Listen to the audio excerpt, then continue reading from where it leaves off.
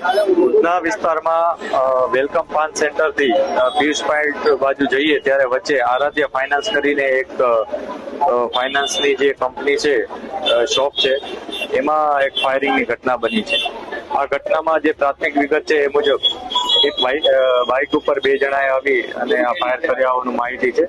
અત્યાર સુધી પોલીસને 1 બુલેટ મળી છે, એટલે પ્રાથમિક દ્રષ્ટિએ કહી શકાય કે 1 બુલેટ ફાયર થયેલ છે. પોલીસ તપાસ કરી રહી છે કે હકીકતમાં શું બનાવ છે. જેનો ફાઇનાન્સની આ જે ઓફિસ છે એને પણ વધારે ઊંડાણપૂર્વક પૂછપરછ કરી રહ્યા છે. અત્યારે એની પાસે કોઈ એવી સ્પષ્ટ વિગત નથી કે એને કોઈ સાથે અણબનાવ કે કોઈ દુશ્મની હોય કે એવું કાંઈ, પરંતુ વધુ અમે ઊંડાણપૂર્વક પૂછપરછ કરી રહ્યા છીએ.